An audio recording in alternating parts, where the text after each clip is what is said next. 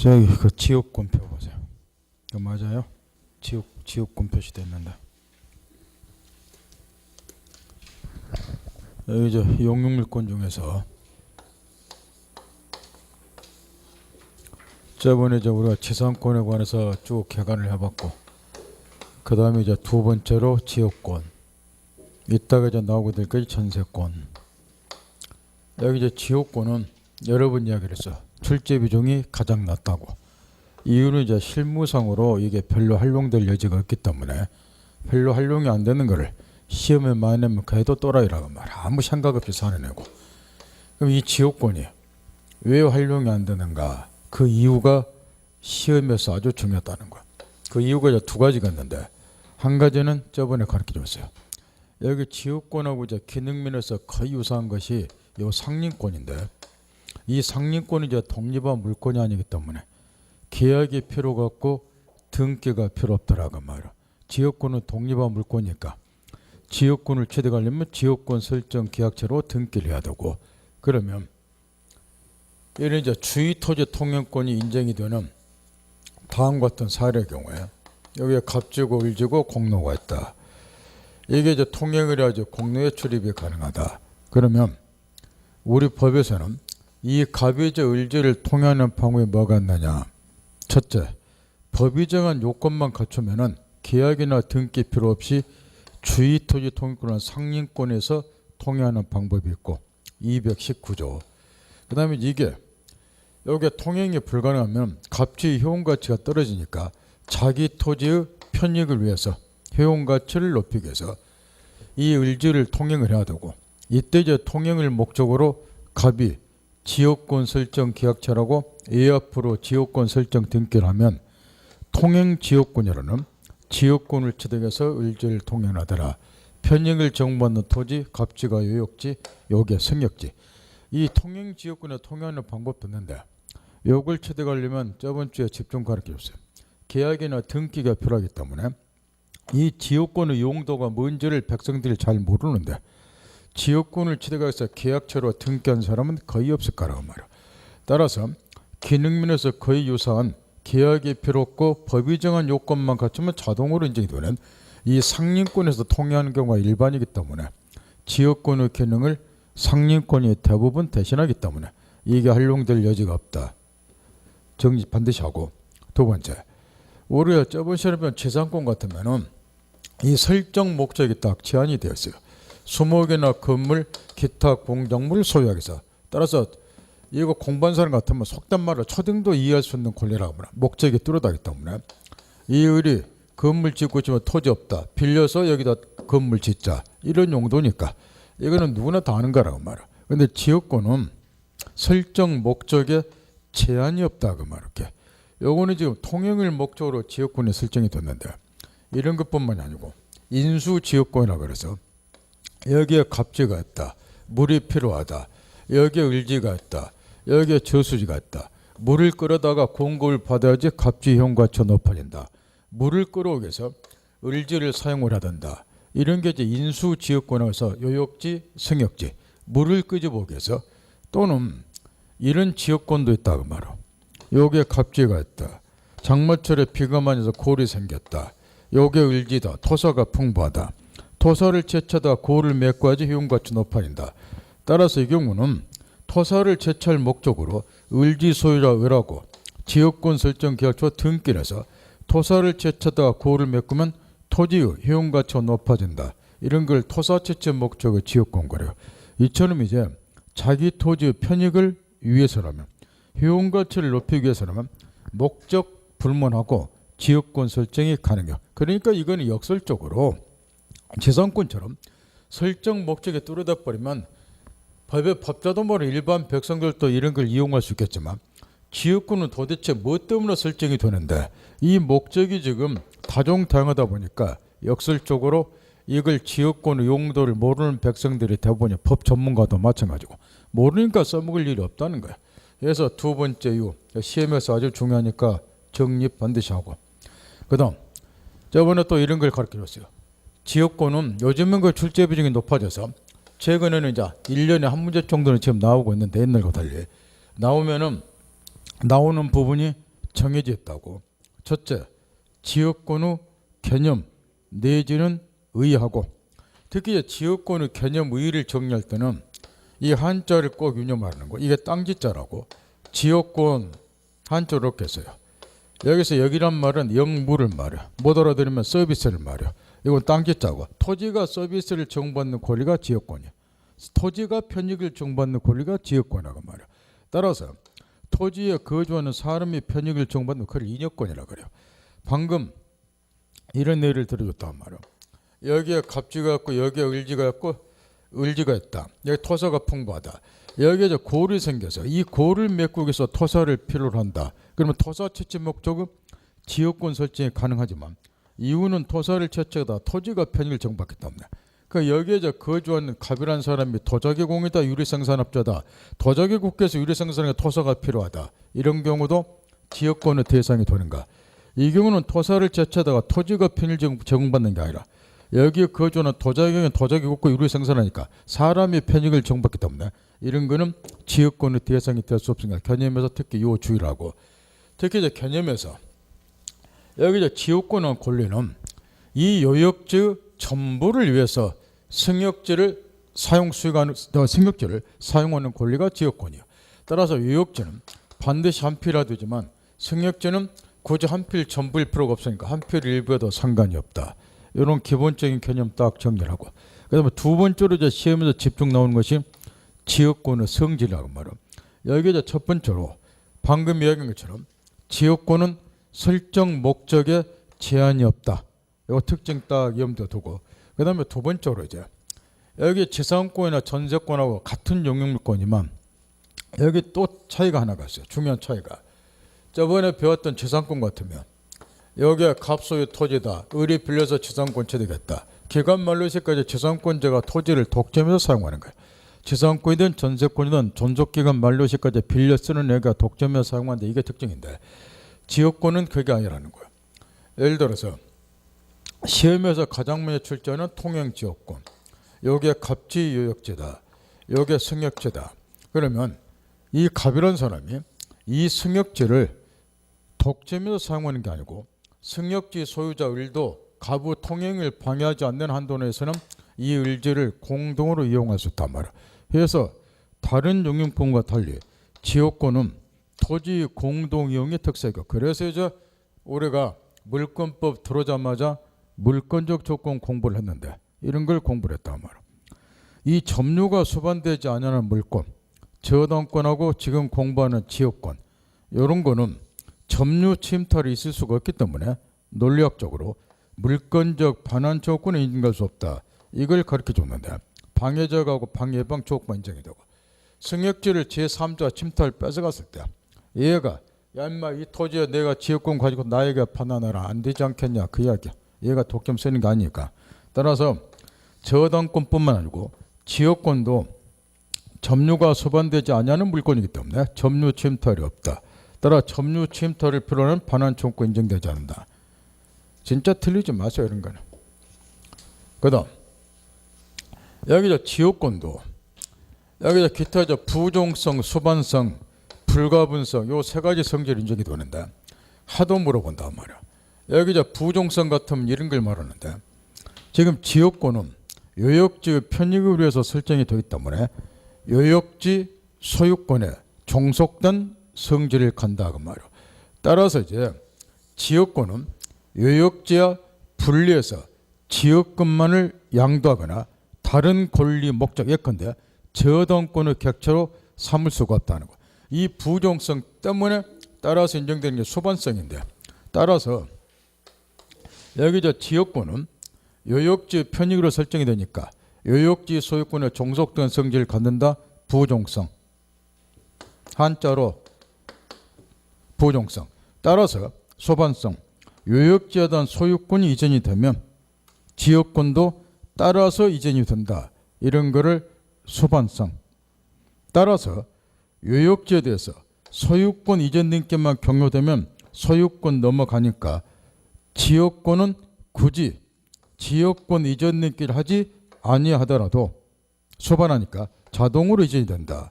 따라서 지역권이 이전이 될 때는 186조가 아니라 187조가 종된다. 이런 거 절대 틀리지 마.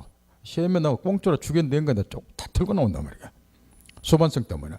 그 다음에 이 담보물권은 소반성이 나오는데 민법 여기저기 소반성이 나와요. 그 법은 원리가 똑같다고. 공풀 게 없어. 하나만 깨우치면.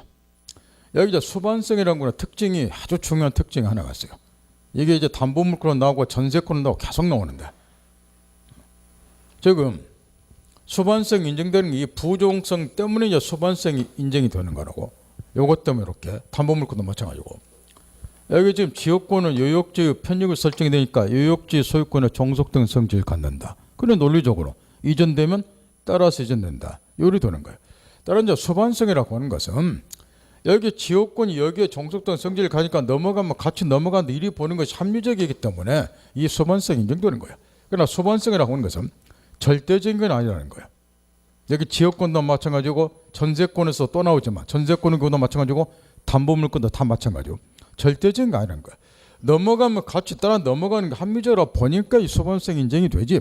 그렇다고 해서 남이 가는데 언제나 절대로 따라다닌다는 법은 없다고 말이에요. 물론 우리 속담에도 남이 장에 가면 두 움직여도 따라간다 하는데 그게 소반성이죠. 가기 싫으면 안 가는 거예요. 이게. 따라서 법에서도 마찬가지란 말이에요. 따라서 소반성에서 특히 시험에서 중요한 거는 이 소반성은 절대인 것이 아니기 때문에 특이하게 해서 소반성을 배제할 수 있다. 이걸 연구를 잘하는 거예요. 따라서 요역지에 대한 소유권은 넘어가되 지역권은 소반하지 아니한 거로 특약을 맺으면 지역권은 이전이 안 되는 거예요. 그럼 이전이 안 되면 어떻게 되느냐?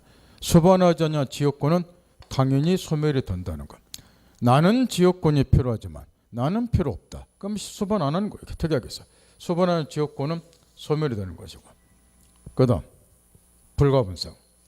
이 불가분성은 이제 지금 요역지가 이제 공유인 경우에 대표적으로 여기에 갑지고 그 다음에 갑이 지금 이 요역지에서 지분 2분을 A가 지분 2분을 그 다음에 여기에 을지고 통행지역권을 생각 여기에 공로가 있고 그러면 여기 지분은 여러분 이야기를 해서 공유물 전부에 효력을 미친다고. 다 지분이 많고 적고를 떠나서 설사 지분이 100분의 100 한다더라도 공유물 전부를 사용을 한다. 그러면 이 갑이라는 애가 이 공유물을 사용하기 위해서 을지를 통행을 해야 된다. 해서 얘가 통행지역권을 계약체로 등께서 취득했다 치자가 말할게. 그러면 얘는 그럼 못전가. 이자도 지분 2분의 1이지만 얘도 공유물 전부를 사용할 자다. 그러면 얘가 지역권을 취득해서 이게 통행하면 얘도 요역지 전부를 사용을 해야 되니까 똑같이 통행해야 되지 않겠냐 말이야. 따라서 공유자 중 1인이 지역권을 취득하면 다른 공유자도 똑같이 불가분적으로 지역권을 취득한다. 이게 이제 불가분성의 가장 기본인데 공유자 중 1인이 지역권을 취득하면 다른 공유자도 불가분적으로 지역권을 취득한다. 이게 이제 불가분성의 가장 기본이었게. 이런 이제 불가분성 때문에 취득시효는 이제 소멸시효 문제가 이제 발생이 되는데 우리가 취득시효 공부를 했으니까 취득시효 같으면 이런 문제가 생길 거라고 말이야. 외우는 거 아니에요. 죽었다 깨어나도 외워서는 못 풀어. 지금 이 경우에 계속되고 표현된 지역권은 시효 취득이 가능하다고 말이야. 따라서 이제 통로를 개설하고 통행하는 통행지역권 같은 것이 대표적으로 시효 취득 대상이 되는데 이렇게 가정을 해보자 말이야. 공유자 중 1인이 갑이란 사람이 지역권을 취득하지 못한 상태에서 이 을지, 승역지를 예컨대 20년간 통로를 개설하고 통행을 한다. 그럼 얘가 통행지역권을 시효 취득해요. 그러면 저번 시간에 가르쳐줬어요. 소멸시효든 취득시효든 중단제도가 인정이 된다고. 그러면 얘가 지금 20년간 통로에서 통행을 하면 통행지역권을 시효 취득하기 때문에 이자의 시효 취득을 못하도록 막으려면 승역지 소유자 을이 얘한테 권리행사를 하면 돼요. 지나다니면 다른 몽생이 분지를 본다고. 권리행사를 하면 이자 취득 시효는 중단이 된다 말할게. 그러니까 여기서 이제 문제가 하나 있다는 거예요. 지금 공유자는 갑이라는 애가 통행을 할 때는 승역지 소유자가 권리 행사를 함으로써 취득시효를 중단을 시켰는데 A라는 애가 통행을 할 때는 권리행사를 안 하고 방치를 했어요.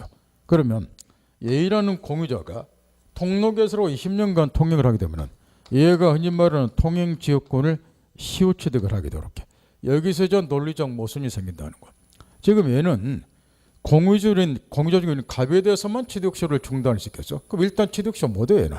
근데 얘한테는 권리행사 안 하고 중단 조치를 취하지 않다 보니까 얘는 통행지역권을 시효취득했다. 그러면 모순이 생겨버려. 불가분성에서 공유자 중 1인 A가 통행지역권을 취득을 하면 다른 공유자 갑도 똑같이 불가분적으로 얘도 지역권을 같이 취득을 해버려. 그러면 논리적으로 얘한테만 취득시효를 중단시켜봐야 아무 의미가 없다는 걸 우리가 알 수 있단 말이야. 따라서 취득시효 경우 중단 효력이 발생이 되려면은 지역권을 행사하는 전 공유자, 갑이든 A든 이쁜 놈이든 나쁜 놈이든 불문하고 지역권을 행사하는 전 공유자에게 취득시효를 중단을 시켜야지 중단 효력이 생긴다. 이런 게 불가분성의 기본이에요. 책에 보면 이런 수가 쓰였으니까 쭉쭉 읽으세요. 의 있고 밑에 내용 쭉쭉 있고 뒤에 지역권의 성질, 공역적 성질 쭉쭉 있고 부종성 수반수 쭉 있고 불가분성 쭉 있고 다 가르쳐 줬으니까. 마지막으로 지역권의 취득시효. 세 번째로 지역권에서 출제가 되는 것이 취득시효 문제인데 이거는 이제 여러 번 이야기를 했어요. 소유권 이외의 기타 재산권 중에서 취득시효로서 우리 시험에 출제되는 것이 대표적으로 특히 중개사 시험에서 두 가지가 있다고. 하나는 이제 지역권이고 하나는 저번째는 가르쳐준 분묘 기지권이고. 여기 지역권의 특색 때문에 모든 지역권이 시효취득이 가능한 게 아니고 계속되고 표현된 지역권만 시효취득이 가능하니까. 저번 시간에 가르쳐줬다 보죠. 분묘 기지권은 현실적으로 실생활에서 가장 빈번하게 시효취득이 이루어지니까 이 두 개는 신경 쓰라고 저번에도 집중 가르쳐줬고, 문제는 이제 계속되고 표현된 지역권이니까 지금 계속 지역권이다 그 말은 지역권 행사가 중단 없이 계속이 된다. 그래 계속 지역권이라고. 표현 지역권은 지역권의 존재를 예비해서 인식할 수 있는 경우를 표현 지역권거려. 다 대표적으로 이제 통로를 개설하고 통행하는 통행 지역권 같은 거. 이런 게 이제 여기에 해당이 되는데 여기 이제 통로를 개설하고 이제 통행을 하기 때문에 통로를 개설했다고 말은 계속 지나다니겠다는 소리니까 지역권 행사가 중단 없이 계속된다는 소리고, 통로를 개설했기 때문에 외부에서 지역권의 존재를 쉽게 인식할 수 있고, 그래서 이제 통로를 개설하고 통행하는 통행 지역권 같은 것이 대표적으로 여기에 해당되니까 이런 게 이제 시효취득 가능한데요. 이 시효취득과 관련해서 판례가 지금 몇 개 나와 있는데 이 대목에 시험에서 집중 출제된다는 거예요. 첫째로 지금 일단은 시효기간은 20년이에요. 거기 책에 지금 245조 1항에 규정된 기간, 이 기간은 20년일 것이고 20년이 통행을 해야 되는데 여기서 이제 가장 중요한 거는 우리 판례가 이걸 이야기를 해요. 지금 통로를 개설하고 통행을 해야 되는데 이 통로 개설을 첫째 누가 해야 되느냐? 요역지 소유자가 통로를 스스로 개설하고 통행을 할 것. 따라서 이 갑이라는 애가 직접 통로를 개설하고 20년간 통행한 사실이 있어야지. 핵심 요거. 통행 사실이 있어야지. 통행지역권을 시효취득하는 것이지. 다른 사람이 개설하는 통로를 20년간 무임 성취한 것 가지고는 통행지역권을 시효취득 못한다. 그 다음 저번 시간에 또 가르쳐줬어요. 이 시효취득 경우도 하도 물어보니까 특히 신경을 써야 될 것이에요. 시효취득하기 위해서 등기를 필요로 하는가? 등기를 이걸 엄청 물어본단 말이야. 시효취득은 일반적으로 등기가 필요하죠. 소유권을 시효취득하는 건 법에 명시다. 245조는 등기해야 된다. 그 다음에 여기 지역권을 시효취득. 이거는 판례가 나와 있다고. 지역권을 시효취득하려면 20년 지난 다음에 등기를 해야 된다고. 그런데 저번 시간에 가르친 것처럼 분묘 기지권은 아니니까 이거 정리 잘 하시라고. 일부 우리 그냥 내가 복덕방 책이라고 보는데 우리 중개사 선생님이 써놓은 책을 새끼들이 공부를 안 하니까 모든 시효취득은 다 등기를 필요로 한 것처럼 책을 써놓으니까 이 쪼자는 것들 틀린 사람의 부지기수라고 이게.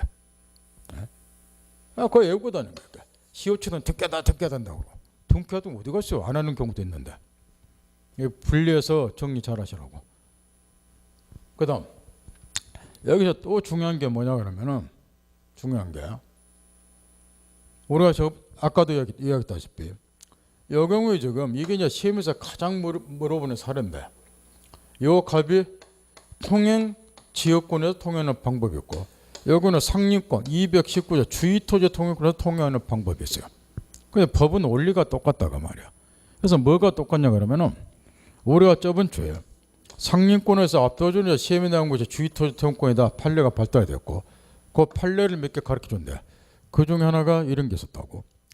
여기서 이제 요 을지를 통행할 수 있는 통행권 주의토지 통행권을 취득하려면 전제 요건이 하나가 있어야 돼요. 이 갑이라는 사람이 토지 사용권자가 된다고. 따라서 갑이 토지 소유자이거나 갑으로부터 토지를 빌려 쓰는 재산권자, 전세권자, 임차인이거나 이런 토지에 대한 사용권이 있어야지 주의토지 통행권, 상림권을 취득한다. 따라서 갑지를 불법 점유하는 불법 점유자라든가 특히 명의신탁에 있어서 신탁자는 대외적으로 소유자가 아니기 때문에 주의토지 통행권 인정이 안 된다. 이걸 가르쳐 줬어요. 법은 원리가 똑같다고. 여기 지역권은 시효취득 경우도 똑같이 판례가 나와서 여기 이제 갑이라는 사람이 통행지역권을 시효취득하려면 반드시 토지에 대한 사용권자일 것. 따라서 이 요역지를 불법 점유하는 불법 점유자는 통행지역권을 시효취득 못한다. 그 다음에 지금 이 책이 좀 최근 판례들이 좀 빠져있다고 내가 여러 번 주실 건데 파트별로 최근에 이제 여기서 판례가 책에는 지금 빠졌지만 최근에 뭐가 나왔느냐 통행권을 또 생각해 보는 거야. 주의토지 통행권 이거는 219조 2항에 모철이 되어 있어요. 법이 정한 요건과 좀 통행은 하는데 무상으로 통행하는가. 원칙 219조 무상이 아니라 의리 입은 손해를 얘가 보상을 해야 된다. 이건 법에 모철이 됐다고. 우리 자본주의 사회에 살고 있기 때문에. 근데 이제 문제는 이 통행지역권을 시효취득하는 경우 그러면 이 을지 승역지를 통행을 할 거란 말이야. 그러니까 요거를 통행을 하면 을지 승역지 소유자는 엄청난 손해를 입을 건데 얘가 입은 손해를 통행지역권자가 보상해 줄 의무가 있는가? 이거는 법에 없어요. 없으면 이제 이거 가지고 그냥 분쟁이 생길 거라고. 요 을지 소유자는 얘가 저 통행지역권 시효취득 통행을 하고 이건 막을 수는 없을 건데 그러면 야 이 새끼야 땅 세는 내야 되지 않냐? 이거 이제 분쟁이 생겼는데 다행스럽게 그동안 이게 논란거리가 되다가 일부 사람들은 주의토지 통행권은 무상이 아니라 유상이니까 이거 기능면에서 수한 통행지역권도 당연히 시효취득은 하겠지만 요건을 갖추면 얘가 입은 손해는 얘가 보상을 해야 되지 않겠냐. 원리는 똑같으니까 이리 주장을 했다고. 시험에는 안 나왔어요. 판례가 없었기 때문에. 학자들은 걔네들이 비으니까. 그러니까 최근에 판례가 나왔어요. 똑같은 거라고. 뭐하고 똑같다는 거요? 주의 토지 통행권하고. 따라 통행지역권을 시효취득하는 경우도 요역지 소유자는 승역지 소유자가 입은 손해를 보상해 줄 의무가 있다. 모르면 통행권하고 똑같이. 그래서 원리 더 들어간 법 공부할 필요가 없는 거예요. 그래서 외우지 말라는 거예요. 여기까지 제가 정리하세요. 그 다음 나머지는 읽을 필요도 없고 전세권. 전세권의 경우는 특징은 이제 여러분 가르쳐 주었고 특히 이제 신경을 써야 될 것이 영유권이면서 동시에 담보물권의 특성을 가지고 있다. 전세권자가 전세금 회수를 해서 경매권 매각하면서 우선 비제 받을 수 있으니까. 만약 첫 번째로 급선무가 우리가 지금 배우고자 하는 영유물권 전세권하고 지금도 시중에서 간행적으로 행해지고 있는 전세 계약이라고 하는 것을 일단 구별을 좀 해야 되는데 여기 시중에서 지금 쪽 간행적으로 행해지고 있는 전세 계약이라고 하는 거 이거는 지금 이런 거를 말하는데 갑이 건물 소유자다.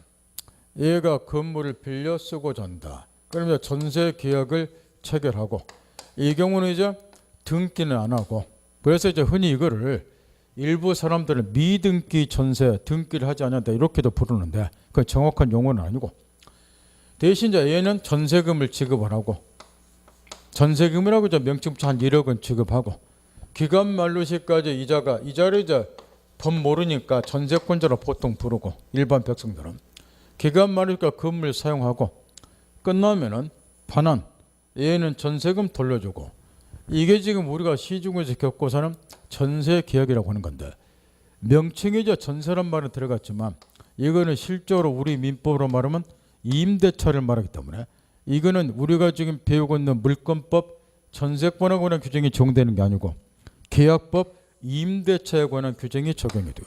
따라서 을이 빌려 쓰는 사람이 취득하는 권리는 지금 우리가 공부하는 용익물권 전세권이 아니고 임차권을 취득을 하는 거란 말이에요. 그런데 임차권이 채권이기 때문에 학자들은 우리가 지금 공부하자는 용익물권 전세권하고 이 시중에서 관행적으로는 전세 계약을 구별하기 위해서 요거는 임차권 채권에 불과하다 그래서 명칭을 학자들은 이렇게 붙인다.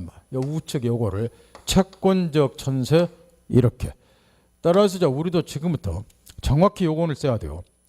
우리가 공부하자는 용익물권 전세권은 전세권이라고 부르고 시중에서 관행적으로 해주는 전세 계약이라는 것은 임대차를 말하고 임차권이 채권이니까 채권적 전세 요게 정확한 용어니까 이렇게 구별해서 부르기로 한다고 말이요. 정확히 구별해서 이렇게.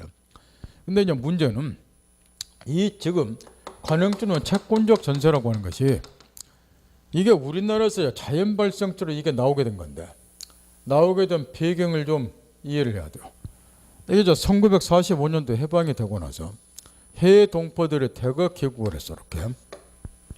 그러다가 50년대에 6.25가 터졌어요. 그래서 이북 동포들이 대거 남하를 했어요 이렇게. 그러다 보니까 해방에도 해외 동포 귀국, 이북 동포 전쟁통에 남하.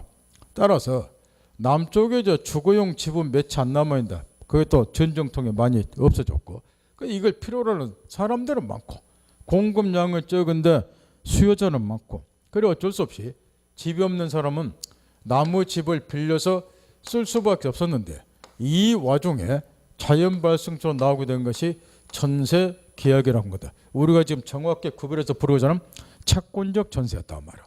근데 이게 1950년대 내내 엄청난 사회 문제를 야기를 했어요. 그건 이미 여러분이 다 알고 있는 바야. 그게 뭐냐?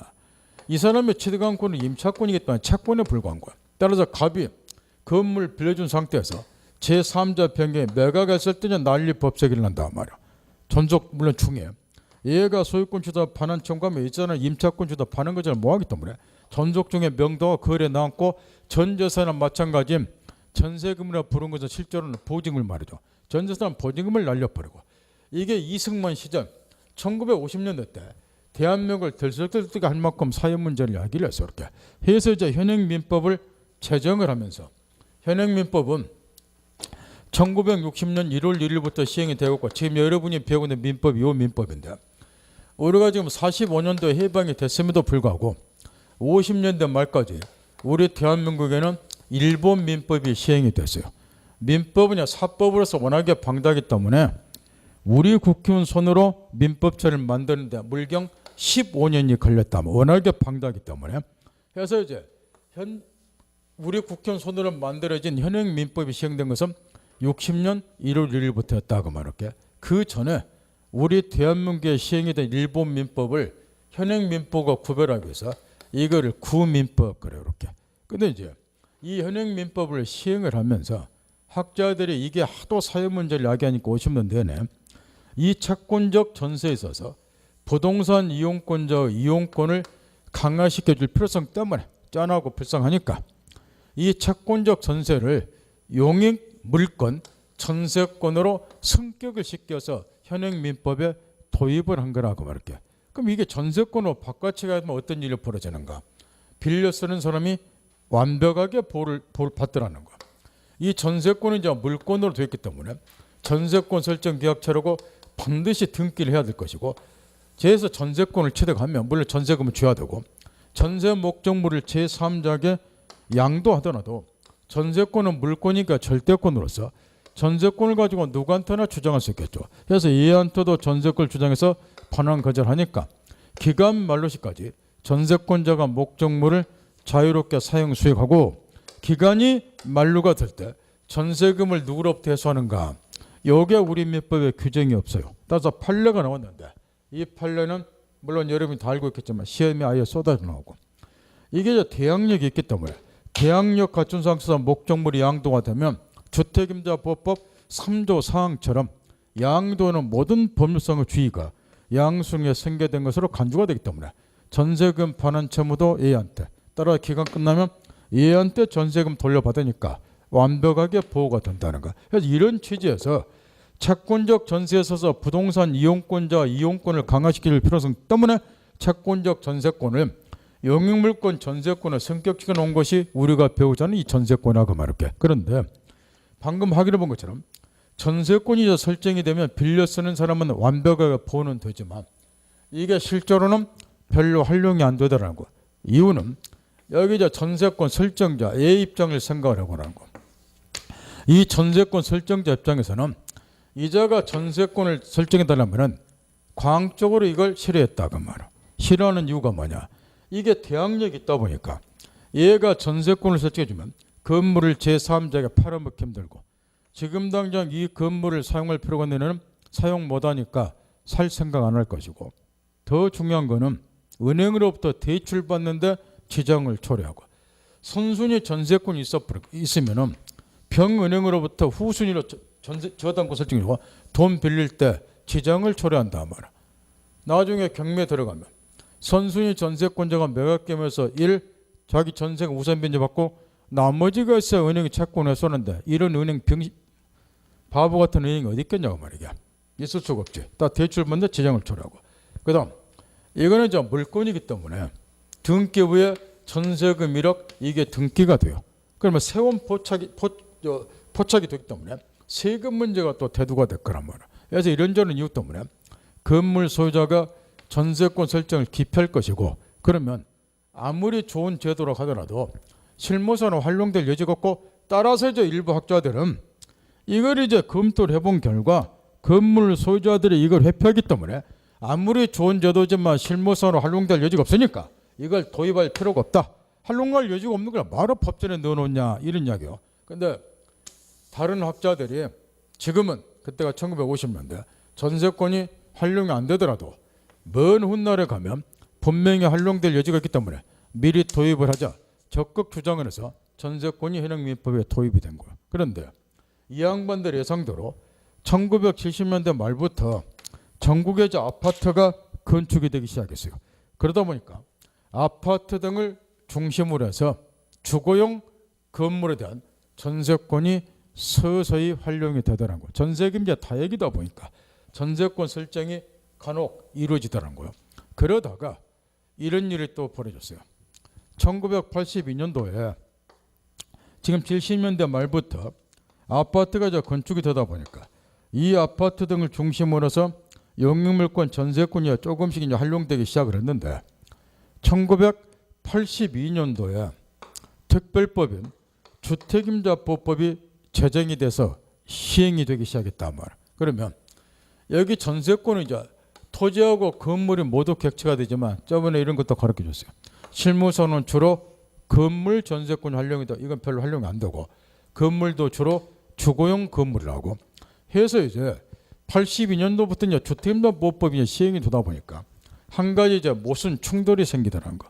무슨 이야기냐? 지금 나무 주거용 건물을 빌려 쓰는다는 점에 있어서는 주택 임대차나 전세권이나 다를 것이 없다는 거. 이렇게 나무 주거용 건물을 빌려 쓴다는 점은. 그런데 주택 임대차는 특별법인 주택임대보호법이 규율을 하고 여기 전세권의 경우는 민법, 물권법, 전세권에 관한 규정이 규율을 하더라. 어차피 양자는 똑같은데 해서 82년도에 주택임대보호법을 시행하면서 한 2년을 시행을 하다 보니까 이게 좀 모순이더라는 거. 따라서 어차피 나무 주거용 건물을 빌려 쓴 거는 똑같기 때문에 양자를 동일 법리로 규제를 하자 해서 이제 84년도에 민법을 6번째로 개정을 하면서 이때 당시 시행되고 있던 주택임대 보호법 규정을 대폭 전세권에 도입을 해서 민법 전세권을 개정을 했단 말이야. 요새는 양자를 통일법률 규율하자 해서 공부한 사람 알겠지만 전세권에 관한 규정을 읽다 보면은 지금도 주택임대차 보호법 규정하고 동일한 규정들이 다수 있다는 것을 알 수 있을 거라고 말. 공부할 때 그걸 참고하라고 말이야. 그다음 이어서 그럼에도 이제 불구하고 여전히 이제 한 가지 문제가 있었다는 거. 이 건물이 영업용 건물일 때, 이 영업용 건물이 있어서 영세 상인들은 그동안 법의 보호밖에 방치가 돼 있었었게. 영세 상인들은 따라서 상가 건물의 경우는 빌려 쓰는 임차인들이 제대로 보호를 못 받았다고 말할게. 특히 이 경우는 여전히 상가 건물 주인들이 전세권 설정을 아까 같은 이유 때문에 경력 기피를 했고 특별법이 또 제정도 안 돼 있고 그래서 이 사람들이 이제 법의 보호밖에 방치가 됐었는데 이게 계속 사회 문제가 되다 보니까 최근 2002년 11월 1일부터 이 상가 임차인들을 정책적으로 보호하기 위해서 특별법이 또 새로 제정이 됐어요. 그게 여러분이 잘 아는 상가 건물 임대차 보호법이라고 말이에요. 그러다 보니까 이제 다음과 같은 문제가 생겼다고 말이에요. 과거에는 아까와 같은 이유 때문에 건물 주인들이 전세권 설정해 주는 것을 광적으로 기피를 했었는데 이런 특별법이 시행이 되다 보니까 지금은 건물 주인들이 주거용 건물이든 상가 건물이든 전세권 설정을 옛날처럼 기피를 안 하고 당신이 원하면 전세권 설정해 줄게 이렇게 사회 분위기가 바뀌었단 말이에요. 극단적으로 이야기하면 옛날에는 전세권이 뭔지도 모르더라도 중개하는데 지장이 없었어요. 이유 전세권이 실무서는 활용이 안 됐기 때문에. 그래서 최근에는 상가 건물이든 주거용 건물이든 불문하고 전세권이 활용되는 경우가 엄청나게 많다 그 말이에요. 그러면 여기 주거용 건물 상가 건물이다. 얘가 이 의뢰이 전세권 설정을 할 때 옛날처럼 굳이 기피할 이유가 없다. 왜? 특별법에서 보호가 되니까 주택임대 보호법이나 상가금자 보호법에서 얘가 다 보호가 된다는 거야. 대항력 갖추는 아주 간단해.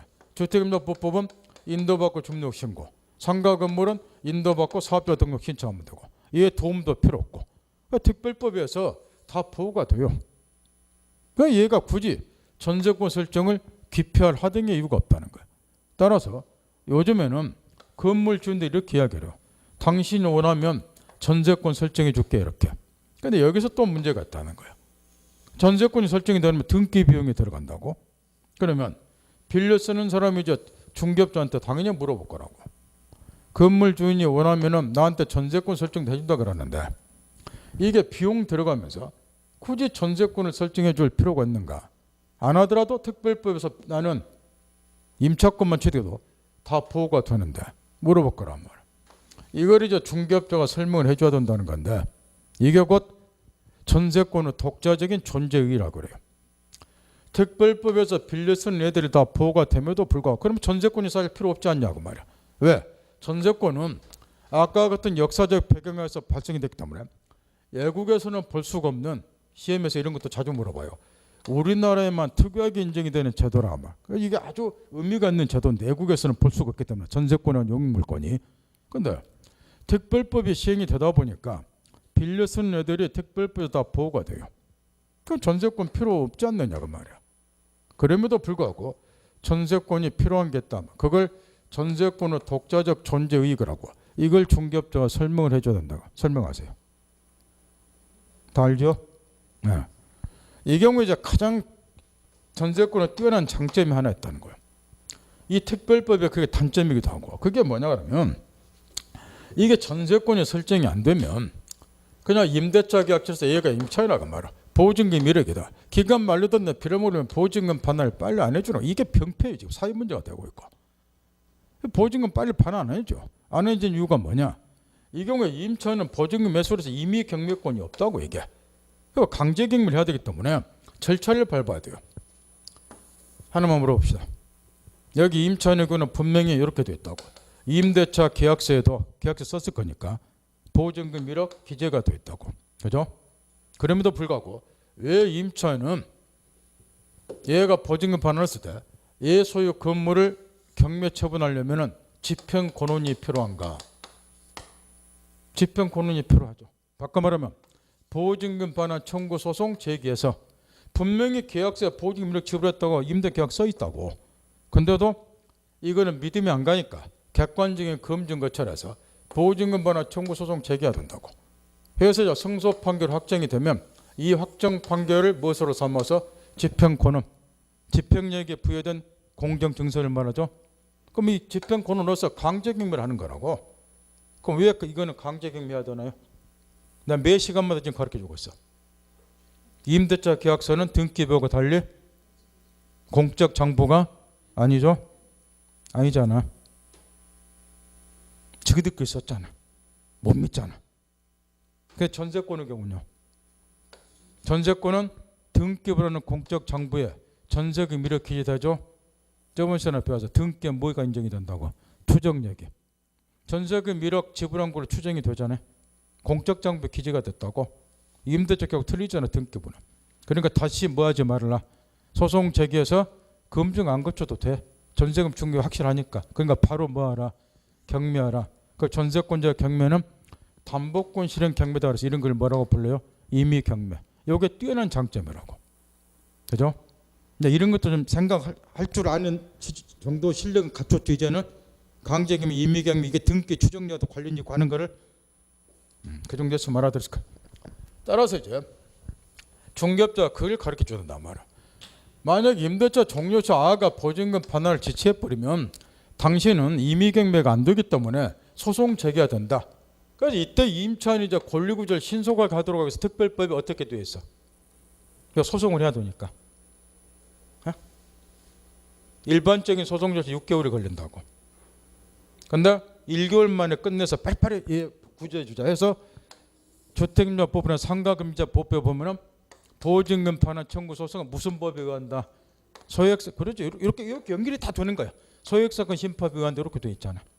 얘를 빨리 구제해 주겠어. 그럼 소액사건 심법에 의하면 소송 가액이 뭐 2천만 원이냐 2억이냐 불문하고 이 법에서 심판하면 1개월 남짓 끝나버려. 당사자 부를 필요도 없이 서류만 갖고 심사해버리니까. 그럼에도 불구하고 소송을 해야 된다고 말이야. 이게 치명적인 단점이라고. 대신에 전세권이 설정이 되면 방금 내가 가르친 것처럼 요거는 전세금 1억이 등기부나 공적정보 기재가 되어 있기 때문에 다시 집행권은 어릴 필요 없잖아요. 따라서 바로 경매가 가능하다는 거야. 따라서 임차권만 설정이 된 거는 임대인들이 엄청나게 개겨버려. 기간 끝나면 뭐라고 이 새끼 보증금 만들어주고 나한테 말로 이야기냐 네가 복당부 내놓고 다른 놈 찾아서 뭐 보증금 해서 가지 이렇게 이야기한다고. 그렇게 이야기한 이유는 얘가 쉽게 경매 못한다는 걸 알기 때문에. 근데 전세권의 설정이 멋져요. 꼴랑제 팍 내리잖아. 바로 경매 신청해버려. 그럼 이 건물 등기부에 경매 결정 기입 등기 경로되죠. 그러면 만천에 경매됐던 게 고시가 되죠. 그럼 얘 뒤지잖아 이게. 요 건물 제값 받고 못 팔잖아 이제는. 압류력도 생기고 처분도 못하고 똥값 되잖아. 그런 거죠. 전세권은 바로 전세금 돌려주잖아. 따라서 전세권의 존재에서 다른 건 없어요. 뛰어난 장점 딱 하나예요. 전세권이 설정이 되면 전세권의 담보물과 담보권 실행 경매 줄여서 임의 경매권이 인정이 되니까 전세경매소가 용이하다. 이걸 가르쳐 주라고 말이야. 여기까지 줄거리 이해할 수 있겠죠.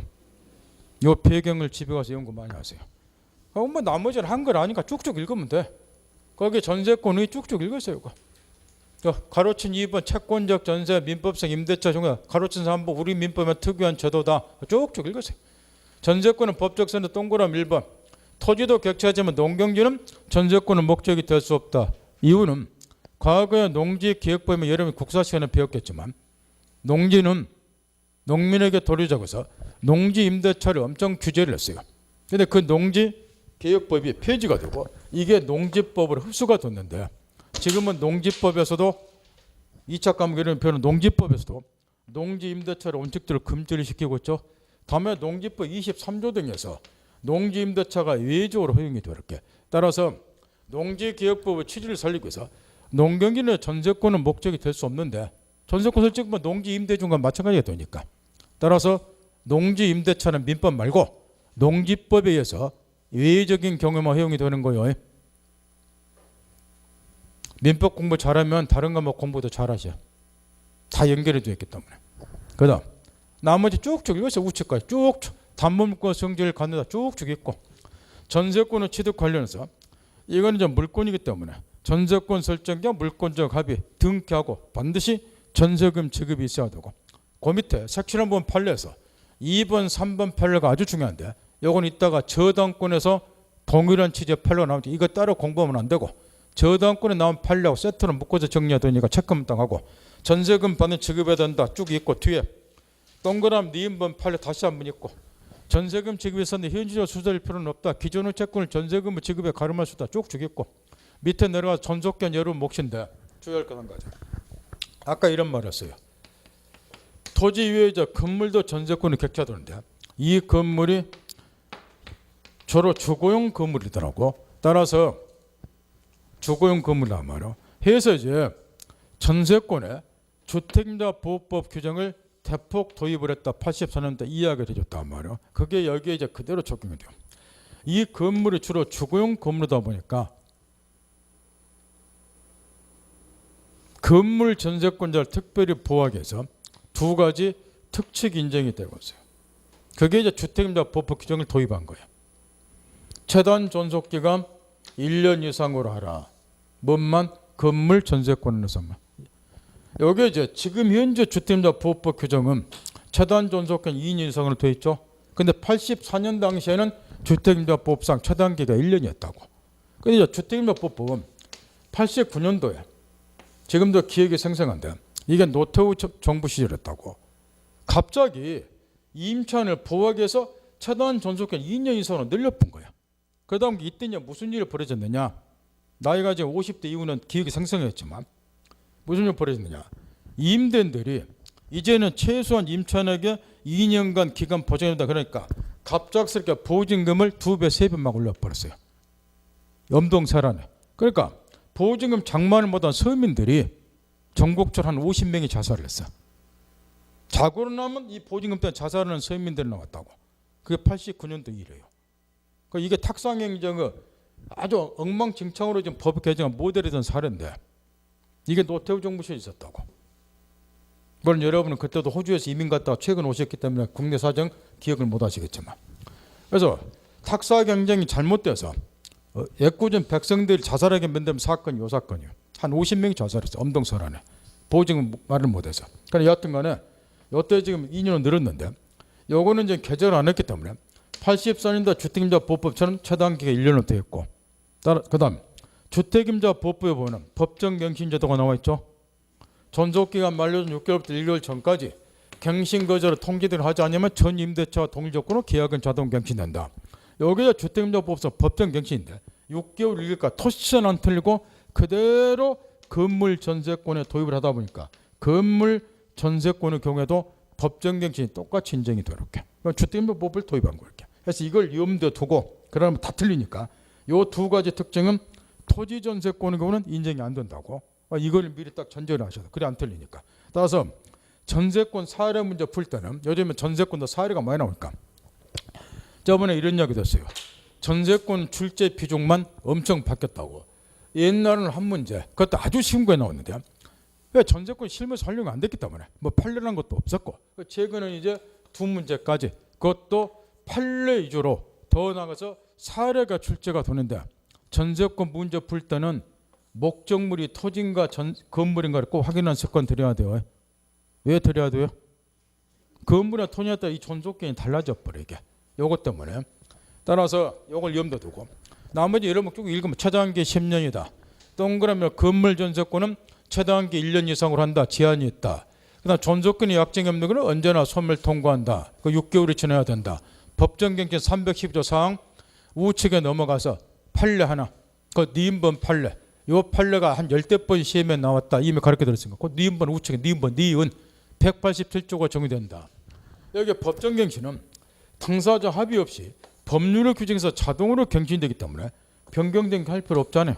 따라 187조 등기하지 않더라도 갱신 효력이 생긴다. 그 동그라미 니은번 팔래.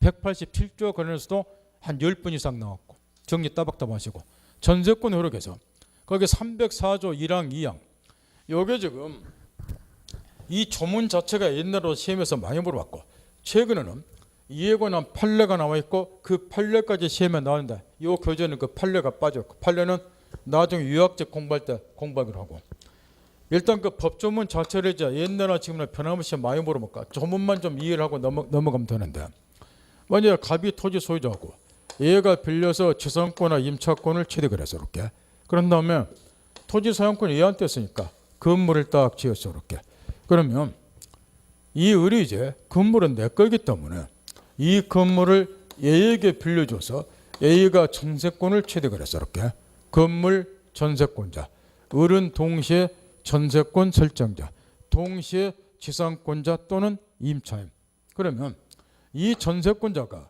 건물 위에 전세권 설정에 따라서 건물만 사용하는 것이 아니고 건물 사용하려면 토지에 대한 사용도 수반이 되기 때문에 304조 1항 건물 전세권 효력은 건물을 소유하게 한 지상권이나 임차권에도 전세권 효력이 미친다. 그냥 우리말로 쉽게 풀면 건물 전세권자가 마치 지상권자나 임차인인 것처럼 토지도 사용할 수 있다. 304조 1항 그러니까 나오게 된 것이 304조 2항 따라서 이제 전세권 효력이 지상권이나 임차권에도 효력을 미치기 때문에 여기 전세권 설정자는 전세권자 동의 없이는 되게 당연한 소리죠. 지상권이나 임차권을 포기하는 행위를 해서는 안 된다. 304조 2항 상식.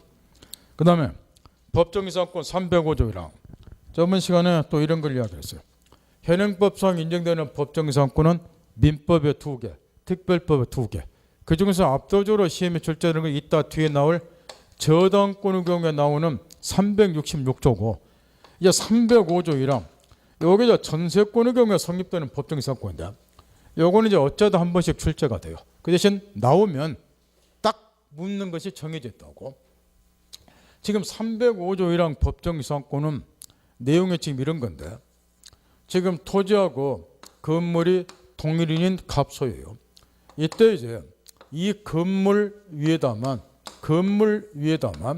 을에게 전세권을 설정을 해줬어요. 건물 위에다만 전세권을 이 상태에서 갑이 토지만을 제3자 병에게 양도 매각을 해서 이렇게 그러면 동일인 소유였다가 매매 결과 토지는 매수인 병에게 건물은 갑에게 소유자가 달라졌다고 말이야. 그러면 원래는 건물이 나무 토지에 서 있으니까 이걸 철거를 해야 되지만 철거하게 되면 전세권자가 박살이 나요. 목적물이 멸시되니까 전세권도 소멸되니까 따라서 얘를 보호를 해주려면 얘가 이 건물 계속 사용토를 하려면 건물을 그대로 존치를 시켜야 되고 따라서 존속시키려면 방법이 없다고 말이야. 이 두 사람이 건물을 소유하기 위한 지상권 설정 취하라고 등기한 적이 없음에도 불구하고 건물을 존치시켜야 되니까 이 갑에게는 법률의 규정에서 자동으로 건물을 소유를 한 지상권을 취득한 걸로 보자. 여기에 305조 1항 법정지상권하고 말이야. 내용이. 그런데 여기서 이제 주의할 게 좀 있다는 거예요. 그게 뭐냐 그러면 이 스토리를 가만히 보면 토지 건물이 동일인 소유였다는 거예요. 근데 매매를 통해서 소유자가 지금 달라졌다는 거 이렇게.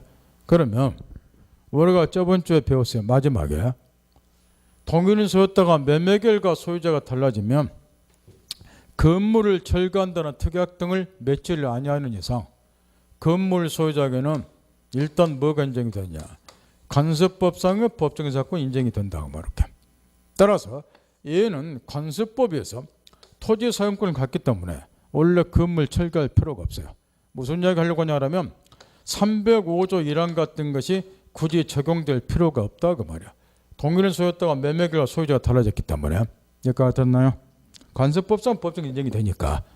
그런데 또 저번 시간에 뭐를 가르쳐줬느냐 관습법상의 법정이상권은 포기할 수 있다.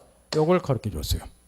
따라서 여기 칠판의 사례의 경우는 원래대로라면 건물 소유자가 간수법에서 법정이사건을 취득하기 때문에 굳이 305조라는 법정이사건을 얘한테 인정해 줄 필요가 없는 건데 이 빌어먹을 놈이 간수법상 법정이사건을 뭐 했다는 거? 포기. 그러면 만약에 이 건물이 전세권이 설정이 안 됐다고 가정을 하면 요거 철거시켰을 거라고 말이야. 얘 보여줄 필요 없잖아요. 간수법상 법정에서 포기했기 때문에. 그런데 여기에 전세권이 설정이 되다 보니까 얘는 또 보호를 해줘야 된다 말이야. 해서 얘 소형물은 괘씸하지만 어쩔 수 없이 다시 건물을 철거하면 안 되니까 305조 1항을 또 두게 된 거라고 말이야. 305조 1항에서 얘가 법정이사건을 다시 취득하니까 철거 못한다 말이야. 따라서 305조 1항은 아주 특수한 경우나 적용이 되는 거야. 특수한 경우 어떤 경우냐? 건물 소유자가 간수법상의 법정에서 뭐 했다든가 포기했다든가 이런 특수한 경우에 한해서 305조 1항이 적용되니까 실무상으로 별로 활용될 일 없을 것이고 이걸 시험에 많이 내면 또라이고 법을 제대로 이해 못하는 사람이고 따라서 이거는 시험에서 간혹 나오는데 나오면은 딱 하나 물어봐요. 그게 뭐냐? 지금 이 305조 1항은 간수법상의 법정에서 포기했다든가 이런 특수한 경우에서 동조항이 적용이 되기 때문에 실무에서는 별로 활용은 안 되겠지만 뭐는 이제 시험에서 간혹 물어보느냐. 지금 취지를 보면 방금 이렇게 이야기를 했어요. 요 건물 존재시켜야지 전세권자가 보호가 된다고. 얘를 보호하기 위해서 305조 1항이 필요하는데 그렇다고 해서 전세권자가 법정이사권을 취득한 건 아닐 거라고 말이야. 재산권은 건물 등을 뭐하기 위한 권리니까 소유하기 위한 권리니까 따라서 법정이사권은 얘를 보호하기 위한 취지임에도 불구하고 누가 취득한다? 전세권 설정자가. 이것만 시험에서 바꿔치겨요. 누가 법정권 취득한 걸로? 전세권자가. 그래서 이 문제가 나오면 지문에서 이것만 빨리 합격하는 습관 들으란 말이야. 전세권 설정자로 되어 있는가? 전세권으로 되어 있는가? 대부분은 함정을 넣는다고 말이야. 전세권자가 법정이사권을 취득한 걸로. 보면 알겠나요? 거기 305조 1항 두 번째 줄에서 그 대지 소유권의 특별 승계에는 그 대지 소유권 특별 승계 이병 같은 애죠. 토지 소유자. 얘는 누구한테 재산권을 설정을 본다? 전세권 설정자에게. 여기로 말하면 전세권 설정자가 법정이사권을 취득한다 그 이야기야. 그걸 뭐로 바꿔치기 한다? 전세권자로. 이거를 순식간에 딱 파악을 못하면 그 다음부터는 틀린 구절이 눈에 안 보인다는 거예요. 그렇고 나중에 시험 떨어지면 출전이 말장났다고 벽에다 머리 쿵쿵 찌는데 그래도 뇌세포 별로 안 남은 거 뇌세포 다 없어져. 머리 쿵쿵 찌면. 이거 말장난하는 거 아니에요. 민법은 말장난하는 문제 단계도 안 내. 그 다음 전세권은 사용수요권 지배가 쭉쭉 있고 뒤에 가로치 2번 정리정돈 반드시 하시고 임대차하고 차이점이니까 전세권은 물건이에요. 따라서 전세권자나 빌려주는 전세권 설정자나 경제적 주의가 어느 정도 대등해요. 물건을 가지니까 웬만한 건 보호가 된다 그 이야기야. 따라서 목적물 수리는 누가 스스로 해야 되느냐? 전세권자가 스스로. 여기 임대차가 틀려요. 따라서 필요비의 상환 청구는 못한다. 이런 거 틀리면 정말로 합격하고는 거리 뭐니까 정리 잘하시고. 따라서 유익비의 상환 청구는 하는데 저번에 점유권에 다 가르쳐드렸어. 세 가지 특징 머릿속에 담고 있죠. 첫째, 가액의 증거가 현존해야 돼. 그 다음 지출 금액하고 증가액 중에 선택을 해야 되는데 항상 선택은 누가 한다고 가르쳐줬나요? 지출한 애 말고 상대방이. 여기서는 누구예요? 전세권자 말고 설정자 소유자. 그 다음 유익비는 법원에 뭐 청구할 수 있죠? 나 돈이 없어요. 말미 좀 주세요. 상당한 사항권을 허용할 수 있죠. 이 세 가지 특징 항상 똑같은 게 정리했다고 하고. 전세금 증감 조건은 원래 약정한 전세금이 경제사정의 변동으로서 상당하지 않은 경우에 설정자는 증액, 전세권자는 감액 청구한다. 증액 청구할 때는 전세권자 보호를 해서 원래 약정한 전세금 20분을 초과해서는 안 된다. 증여한 날로부터 계약한 날로부터 1년의 증액 청구한다. 이 이야기인데 여기서 많이 본 거예요. 이게. 주택 임대차 법상의 차임증감 조건하고 토시천한테가 똑같죠. 20분의 1년도 똑같잖아. 이것도 주택임대법을 도입한 거예요. 따라서 읽을 필요도 없어. 주택임대법에서 차임증감 조건과 동일하고 넘어가시면 돼. 그 다음 물권요건 상限관계 앞에 다 가르쳐드렸고 전세권도 물권, 주거권 세 종류가 다 인정이 돼요. 동시에 점유인과 점유권도 인정이 되고 상린권 적용이 되고. 지금부터 있는 대로 집중하세요. 저번 시간에 또 이걸 가르쳐 줬어요. 물권과 채권의 차이점에서 물권과 채권은 다 같은 재산권이에요. 물권법도 있고 채권법도 있고 법전에 보면 이걸 합해서 재산법 그러고 이거 재산권이라고. 재산권의 가장 중요한 특징은 양도 상속할 수 있다는 거게. 사망하면 상속이 가능하다는 거. 양도도 자유롭고. 하나만 물어봅시다. 우리 시험에 이런 게 나왔어요. 전세권자가 사망하면 전세권은 상속이라는 게 상속이 되는가? 여기 우리 시험에 나왔다고. 그랬더니 물론 책에도 없어요. 그게. 대한민국 모든 중개사 책에 전세권자가 사망하면 전세권이 상속되는 이거는 설명해놓은 책이 없다고. 전세권이 물권이죠. 상속되겠죠. 그렇게 푸시라고 말이야. 안 배웠다가 악쓰지 말고. 그런 것 때문에 가르쳐 드는 거예요. 여기서 더 중요한 게 하나가 남았어요. 근데 상속은요 그렇게 얘기를 하면 되는 이 양도가 문제라는 거예요. 이게. 저번에 뭐를 가르쳐 줬냐면 이 물권은 절대권이에요. 누구에나 주장할 수 있다 보니까 이거는 양도성이 엄청나게 강해요. 따라서 양도 금지의 특약에 의해서 이 특약은 무효가 되니까 자유롭게 양도할 수 있다. 이게 물권의 특징이에요. 그래서 채권은 특정인 채권자가 특정인 채무자에게 특정한 행위를 청구하는 상대권에 불과하기 때문에 이거는 당사자에서 인적 색채가 강한 권리라고 말이에요. 지네들끼리만 주장하는 권리라고 말할게. 그러니 지네들끼리 특약을 맺으면 이거는 양도가 얼마든지 금지가 돼요. 이렇게. 인적 색채가 강한 권리이기 때문에 이렇게.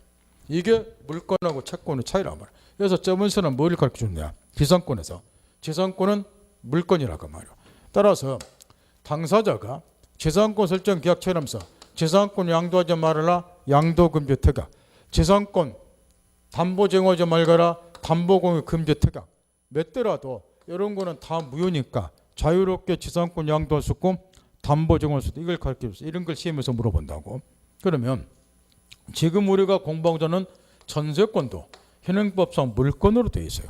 그러면 두 사람이 전세권 설정 계약을 체결하면서 전세권 설정자가 전세권자의 전세권 양도하지 말아라.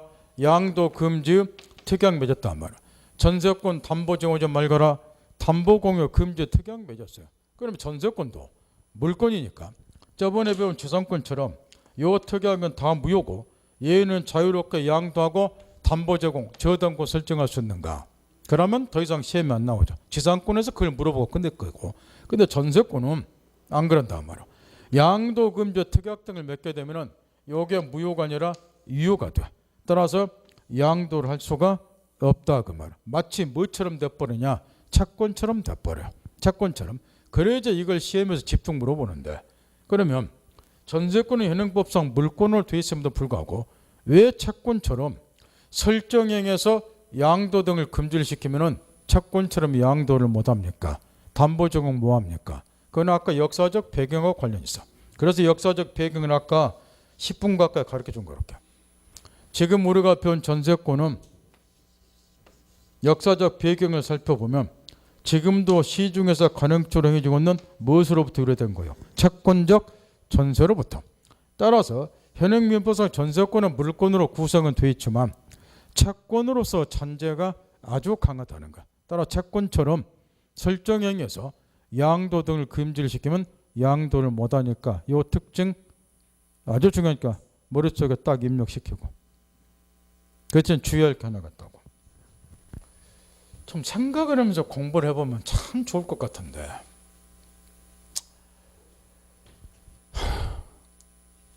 여기 임차권은 임대차 임차권은 채권으로서 당사자 상호간의 신뢰관계가 아주 중시가 돼요. 따라서 임차권의 경우는 임대인의 동의 없이는 임차권을 양도 전대 못해요. 이렇게 무단 양도 전대가 금지가 되겠죠. 따라서 임대인의 동의를 얻어야지 임차권의 양도나 전대할 수 있다고. 근데 전세권의 경우는 지금 이렇게 이야기를 해요. 설정행위에서 양도를 금지하면 양도할 수 없다. 채권처럼 분명히 이렇게 이야기를 했어요. 시험에 이제 이렇게 냈어요. 전세권 딱 해놓고 을 전세권자는 갑 전세권 설정자의 동의가 없으면 전세권을 양도, 전전세할 수 없다. 이렇게 시험에 딱 냈어요. 맞나요? 틀리나요? 전세권은 설정자 동의 없이는 전세권자가 전세권을 양도, 전전세할 수 없다. 임차권처럼. 임차권은 임대인의 동의 없으면 양도, 전도 안 되잖아. 이렇게 시험에 냈더니 거의 대부분 사람이 우리 시험 실제 나왔다고. 맞다고 그러고 나오더라는 거야. 그래서 뭐야? 그랬더니 설정형에서 양도를 금지시키면 양도 뭐하니까? 양도하려면 동의 얻어야 되는 거 아니에요? 이런 엉터리 같은 또 사고를 했고 사람을 미치게 만들어 버린다는 거야. 이게. 그런 의미 아니에요 이게. 설정형에서 양도를 금지시키면 양도 자체를 못하는 거야. 만약 양도 금지 특약이 없으면 전세권 설정은 동의 없이 자유롭게 양도 전전세 하는 거예요. 그런 의미라고. 임차권자 임대 동의 없으면 양도 전대 뭐한다 이러고 똑같은 의미 아니라니까요. 틀리지 마시라고 이런 거는. 그랬어요? 설정형에서 양도를 금지시키면 이 특약은 유효해요. 그럼 양도 못하는 거라고. 그래서 양도 금지 특약이 없으면 자유롭게 양도 전전세 가능하니까 전세권 설정 동의가 필요가 없다니까요. 그러니까 이거를 임차권자 오해하시면 안 된다고 말이야. 뭐 출제원이 그걸 노리고 함정을 냈겠지만.